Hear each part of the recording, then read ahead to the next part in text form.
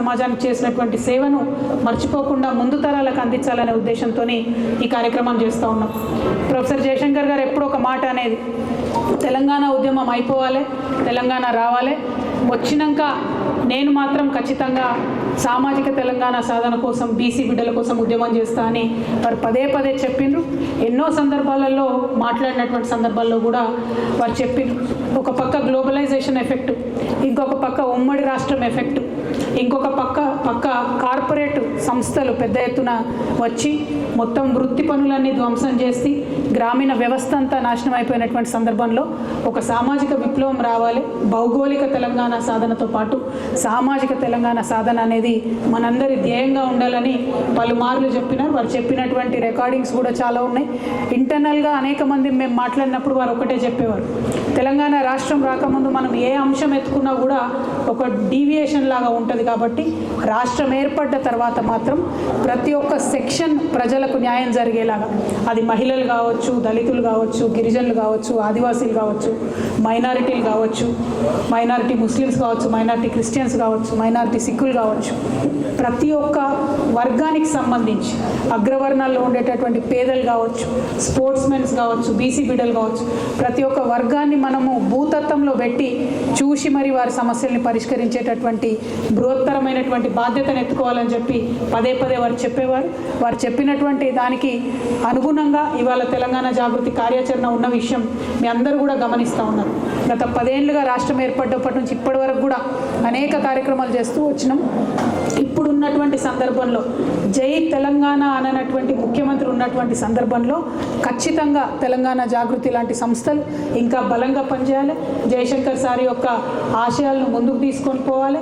తెలంగాణ సోయి అనేటటువంటిది మనం చేసే ప్రతి పనిలో కూడా ఉండాలనే విషయాన్ని ఈ సందర్భంగా మళ్ళొకసారి గుర్తు చేస్తున్నాం. సామాజిక తెలంగాణ సాధన అంటే ఢిల్లీకి పోయి ఒట్టి ధర్నాలు చేసుడు కాదు. సామాజిక తెలంగాణ సాధన అంటే ఇక్కడ గ్రామానికి గల్లీకి పోయి ప్రతి ఒక్కరి యొక్క లైఫ్ స్టైల్ అర్థం చేసుకొని ఆ లైఫ్ స్టైల్లో ఎంతో కొంత మార్పు తీసుకురాగలగడం సామాజిక తెలంగాణ సాధన అన్న విషయం తెలంగాణ జాగృతి నాయకులం, కార్యకర్తలం మళ్ళీ ఒకసారి ఆ కాజ్ కోసం, ఆ గోల్ కోసం ఇవాళ పునరంకితం అవ్వాల్సినటువంటి సందర్భాన్ని కూడా కార్యకర్తలకు, నాయకులకు అందరికీ కూడా గుర్తు చేస్తూ ఉన్నాను. మరి వారి స్ఫూర్తితో ముందుకు పోతున్నాం. ఒక పక్క సాంస్కృతిక విప్లవం, ఇంకొక పక్క సామాజిక విప్లవం, రెండింటిని కూడా తీసుకొని జాగృతి ముందుకెళ్తుందని చెప్పి మళ్ళీ ఒకసారి తెలియజేస్తూ ఉన్నాం. నిన్న మీరు చూసిండ్రు ధర్నా 72 గంటలు మేము తలపెట్టినటువంటి ధర్నాను ప్రభుత్వం చిన్న కుయుక్తితోని మరి కోర్టులో మాకు అనుగుణంగా తీర్పు రాకుండా 5 రోజులు వాళ్ళు టైం అడిగి క్యాన్సిల్ చేయడం జరిగింది. ఎందుకోసం క్యాన్సిల్ చేసిరంటే ఇవాళ అక్కడ ఢిల్లీలో కాంగ్రెస్ పార్టీ వాళ్ళు పెట్టినటువంటి ధర్నా కోసమే మా ధర్నాను బ్రేక్ చేసిరని చెప్పి మేము బలంగా నమ్ముతా ఉన్నాం. మరి ఇవాళ అక్కడ ఢిల్లీలో 2 రోజుల దీక్షతోని వాళ్ళు ఏం చేస్తారో, ఏం సాధిస్తారో కూడా తెలంగాణ ప్రజల ముంగట ఉంటుంది. మేము మళ్ళీ డిమాండ్ చేస్తున్నాం, మీరు రాష్ట్రపతి గారి దగ్గరికి వెళ్ళాలి. రాష్ట్రపతి గారు ఇంకా కూడా బీసీ బిల్లును తొక్కుపట్టే ప్రయత్నం చేస్తే మీరు సుప్రీంకోర్టుకి వెళ్ళాలి. ఆర్డినెన్స్ని గవర్నర్ ఆపితే మీరు సుప్రీంకోర్టుకు పోవాలి. అటువంటి నిర్దిష్టమైనటువంటి చర్యలు చేయకుండా మీరు ఎన్ని ఊకదంపుడు ఉపన్యాసాలు చెప్పినా కేవలం అది తెలంగాణ బిడ్డలను మోసం చేస్తున్నారని మేము భావించాల్సి ఉంటుందని ప్రభుత్వాన్ని మళ్ళీ ఒకసారి హెచ్చరిక చేస్తూ, దొంగ దీక్షలు కాదు, నిజమైన దీక్షలు చేయండి, రిజల్ట్ వచ్చే దీక్షలు చేయండి, రిజల్ట్ వచ్చే పనులు చేయాలని ప్రభుత్వాన్ని డిమాండ్ చేస్తూ ఉన్నాను. తెలంగాణ జాగృతి నుండి త్వరలోనే పెద్ద ఎత్తున కమిటీలు వేయడం జరుగుతుంది. ఎందుకంటే నిన్న దీక్షలో ఉంటామేమో అని ఇవాళటి కోసం మేము ప్రిపేర్ కాలేదు. బట్ ఈ నెలలోనే 15 ఆగస్టు లోపలనే పెద్ద ఎత్తున జాగృతి కమిటీలన్నీ కూడా వేస్తాం.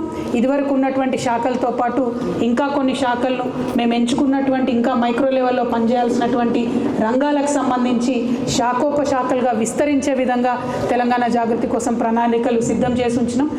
చాలా మంచి వ్యక్తులు, కొత్త వాళ్ళు కూడా వచ్చి బలాన్ని ఇచ్చేటటువంటి సందర్భం కూడా గమనిస్తూ ఉన్నాం. కాబట్టి అవన్నిటిని కూడా దగ్గర పెట్టుకొని ముందుకెళ్తామని ఈ సందర్భంగా తెలియజేస్తున్నాను.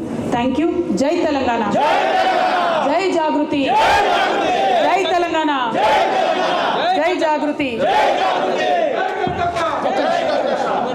ఇవ్వాల్సినటువంటి బీజేపీ వాళ్ళు మన చూసాం ధర్నా చౌక దీక్ష చేయడాన్ని, సో కాంగ్రెస్ వాళ్ళు ఢిల్లీకి వెళ్ళారు. ఈ ఓవరాల్ ఎపిసోడ్ ఎక్కడ అంటే ప్రధానంగా ఒకటే అండి, రెండు పార్టీలు ఎవరైతే చిత్తశుద్ధితోని రిజల్ట్ ఓరియంటెడ్గా పనిచేయాలనో ఆ రెండు పార్టీలు కాంగ్రెస్ కానీ బీజేపీ కానీ ఇద్దరు పరస్పరం నేను కొట్టినట్టు చేస్తాను నువ్వు ఏడిచినట్టు చేయని ఒకరినొకరు కలుపుకొని మరి నాటకం చేస్తున్నటువంటి విషయం తెలంగాణ బిడ్డలు ఇప్పటికే గమనించిండ్రు. ఇంకా పెద్ద ఎత్తున అది అర్థమవుతున్నది రోజు రోజుకి. ఇవ్వాల్సినటువంటి బీజేపీ దీక్ష చేయడం, అడగాల్సినటువంటి కాంగ్రెస్ కూడా దీక్ష చేయడం, మాలాంటి ప్రతిపక్షాలు కూడా దీక్ష చేయడం, దీంతో ప్రజల్లో ఒక కన్ఫ్యూజన్ క్రియేట్ చేసేటటువంటి ప్రయత్నం చేస్తున్నారు. కానీ తెలంగాణ ప్రజలు విఘ్నులు, తప్పకుండా గుర్తుపడతారు వీళ్ళ ప్రయత్నాన్ని. తెలంగాణ జాగృతి మాత్రం సామాజిక తెలంగాణ సాధన కోసం ఏ ఒక్క అంశాన్ని కూడా వదిలిపెట్టకుండా ముందుకెళ్తాం. రెండు పార్టీలను కూడా ఎండగడతామని తెలియజేస్తాం. నిపుణులతో మేము సంప్రదిస్తూ ఉన్నామండి. ఇప్పుడు ఈ ఢిల్లీలో కాంగ్రెస్ చేస్తున్నటువంటి 2 రోజుల హడావుడి ఏదైతే ఉందో అట్లీస్ట్ దాని తర్వాత కనీసం రాహుల్ గాంధీ గారు ఒక్కసారైనా పార్లమెంట్లో మాట్లాడతారా, సోనియా గాంధీ గారు రాష్ట్రపతి గారు అపాయింట్మెంట్ కోరరా, ఈ అన్ని అంశాలను కూడా చూసిన తర్వాత మా యొక్క కార్యాచరణ ప్రకటిస్తాం. మీకు తెలుసు ఇదివరకు మేము రైలు రోకో ప్రకటిస్తామని చెప్పి చేసి గ్రామాన ప్రచారం చేసిన తర్వాత తప్పనిసరి పరిస్థితుల్లో రాష్ట్ర ప్రభుత్వం ఆర్డినెన్స్ని ప్రకటించింది. ఇప్పుడు ఆ ఆర్డినెన్స్ని గవర్నర్ గారి దగ్గర పాస్ చేయించుకోవడానికి రాష్ట్ర ప్రభుత్వం చేసే ప్రయత్నాలు ఫలిస్తాయా లేదా మనకు 1-2 డేస్లో తెలిసిపోతుంది. లేకపోతే ఖచ్చితంగా మంచి పెద్ద ప్రజా ఆందోళనకు రూపకల్పన చేయడంలో జాగృతి ముందుంటుందని కూడా తెలియజేస్తాం.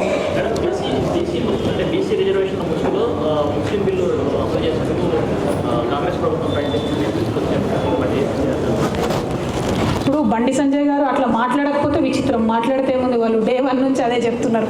బీసీల నోటికాడి ముద్ద గుంజుకోవడానికి భారతీయ జనతా పార్టీ అన్ని ప్రయత్నాలు చేస్తున్నది. ఇది చాలా దారుణం. బీజేపీ యొక్క బీసీ వ్యతిరేక వైఖరిని ప్రజలందరూ కూడా గమనిస్తున్నారు. ఇప్పటి వరకు కూడా రాష్ట్ర ప్రభుత్వం 42%లో ముస్లిమ్స్ ఉన్నారా లేదా, బీసీలలో ఎంతమందికి ఏ పర్సంటేజ్ ఇస్తున్నారని కూడా చెప్పనటువంటి పరిస్థితిని చూస్తున్నాం. వీళ్ళు చెప్పనే లేదు. బండి సంజయ్ గారికి ఎట్లా తెలిసింది ముస్లిమ్స్ ఉన్నారా లేదా అని? ముస్లిమ్స్ ఉన్నారు కాబట్టి మేము ఇయ్యమటు. అల్టిమేట్గా 42% ఆర్డినెన్స్ కానీ 42% బిల్లు కానీ గవర్నర్ గారి దగ్గర రాష్ట్రపతి దగ్గర పాస్ చేయాల్సినటువంటి బీజేపీ చేయకుండా తెలంగాణ బీసీలను మోసం చేస్తుందన్న విషయం మళ్ళొకసారి రుజువైంది. ఖచ్చితంగా భారతీయ జనతా పార్టీకి బీసీలు, తెలంగాణ బీసీలు రానున్న రోజుల్లో బుద్ధి చెప్తారని చెప్పి నేను బలంగా విశ్వసిస్తున్నాను. గతంలో అఖిలపక్షాన్ని కూడా ఢిల్లీ లింకే తీసుకెళ్తామని చెప్పేసి కూడా గతంలో కాంగ్రెస్ పార్టీ, కానీ ఓన్లీ ప్రభుత్వానికి సంబంధించిన వాళ్ళు మాత్రమే వెళ్ళారు. అఖిలపక్షం వెళ్ళకుండా కూడా రాష్ట్రపతిని కలిస్తే ఏమైనా అనుకూలత ఉంటుందంటారా బీజేపీ? మీకు గుర్తుండుంటుంది, తెలంగాణ ఉద్యమ సందర్భంలో మనం అనేక పర్యాయాలు తెలంగాణ ఉద్యమం చేసేవాళ్ళం. ప్రతి ఒక్క పార్టీ దగ్గరికి పోయి జై తెలంగాణ అనిపించేది. ఎందుకు? రాజకీయంగా ఒక పార్టీ, ఏ ఒక్క పార్టీ, అది చిన్నదా పెద్దదా అన్నది కాదు, పార్టీ అనేటటువంటిది మద్దతు ఇస్తే ఒక అంశానికి, ఆ అంశానికి బలం చేకూరుతుంది. కాబట్టి ఇవాళ కూడా బీసీలకు సంబంధించి బీసీ బిల్లు అసెంబ్లీలో పాస్ అయ్యేటప్పుడు మేము ముఖ్యమంత్రి గారిని అదే డిమాండ్ చేసినాం, మీరు అఖిలపక్షం తీసుకొని వెళ్ళండి. ఎందుకంటే అసెంబ్లీలో అన్ని పార్టీలు మద్దతు ఇచ్చిన, ఇంక్లూడింగ్ బీజేపీ, అదే 42%. ఆనాడు డీటెయిల్స్ ఇవ్వకున్నా కూడా బీజేపీ మద్దతు ఇచ్చింది అసెంబ్లీలో. ఇవాళనేమో డీటెయిల్స్ ఇస్తలేరు, మరి అందులో ముస్లిమ్స్ ఉన్నారేమో అనేటటువంటి అనుమానంతో చేయమని చెప్తుంది. సో వీళ్ళందరినీ ఎక్స్పోజ్ చేయాలంటే ముఖ్యమంత్రి గారు ఖచ్చితంగా బీజేపీ రాష్ట్ర అధ్యక్షునికి లేఖ రాసేది ఉండే, నడవండి ఢిల్లీకి పోదామని. ముఖ్యమంత్రి గారు లేఖ రాయారు, ఈయననేమో అడ్డుపుల్లలేస్తారు. అంటే ఇద్దరు కలిసే నాటకాలు ఆడుతున్నారన్న విషయం మళ్ళొకసారి ప్రజల ముందు ఎక్స్పోజ్ అవుతూ ఉంది. ఇప్పటికి కూడా నేను డిమాండ్ చేస్తూ ఉన్న ప్రభుత్వాన్ని, మీరు ప్రతి రాష్ట్ర అధ్యక్షుడు, ప్రతి పార్టీ రాష్ట్ర అధ్యక్షుడికి ఉత్తరం రాయండి, వారిని తీసుకొని ఒక డెలిగేషన్ తీసుకొని, ఆల్ పార్టీ డెలిగేషన్ ఢిల్లీకి వెళ్ళండి. దానివల్ల మాత్రమే రిజల్ట్ ఉంటుంది. తప్పితే అనవసరంగా మీరు పోయి షో చేసి ఢిల్లీలో మీడియాలో, టీవీలో కవర్ అవుతారు కావచ్చు, కానీ రిజల్ట్ మాత్రం ఉండదన్న విషయం నేను ప్రభుత్వాన్ని డిమాండ్ చేసి చెప్తాను. Thank you. జై తెలంగాణ, జై జాగృతి. కొనసాగిస్తాం ప్రొఫెసర్ జయశంకర్ గారి ఆశయాలను, కొనసాగిస్తాం తెలంగాణ అమరవీరుల ఆశయాలను. జై తెలంగాణ.